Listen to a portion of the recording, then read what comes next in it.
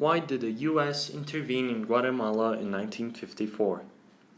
Well, at that time the US and the USSR were in the middle of the Cold War and fighting to see who prevailed, capitalism or socialism. The USSR was expanding and financing communist activities in other countries throughout the world, and they were able to transform some countries like China, North Korea, Cuba, etc. In that time in Guatemala, the United Fruit Company owned 50% of all Guatemalan territory, and much of that land was unused. In 1950, a new president was elected in Guatemala. His name was Arbenz. Arbenz wanted a land reform, and he tried to buy some of the unused land of the United Fruit Company for $2.98. So the company will have a 100% profit on the land. However, the United Fruit Company, along with the US government, asked for $70 an acre. So Arbenz said no. Instead, he just took the land and declared it his. And that made the US mad because many people owned United Fruit stock and the share prices were getting lower. To make things even more complicated, the CIA started reporting communist activities in Guatemala.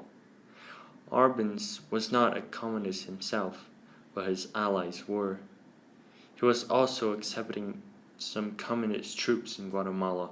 The US was already mad, but now they were super mad. The US told the CIA to take the president out, so the CIA gave birth to the PB Success, an operation which its purpose was to cause confusion in the people and then take out Arbenz.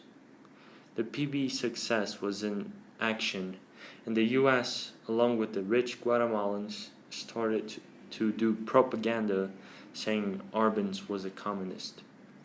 Some peasants then allied with the US and fought the Arbenz government. After taking pressure from the confused peasants and some American airplanes, Arbenz left office. After that, the US indicated a new president to Guatemala. But nobody knew him really.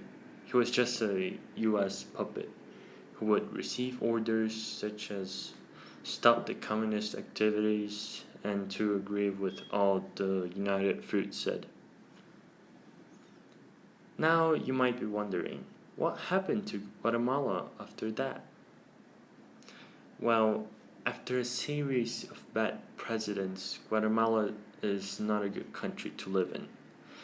That's why many people just leave and go to the US. We asked a Guatemalan peasant how his life is in Guatemala, so check it out. How's your life here, sir? ¿Qué? ¿Cómo es tu life here in Guatemala? Mala. Thanks for watching. This was made by Guilherme.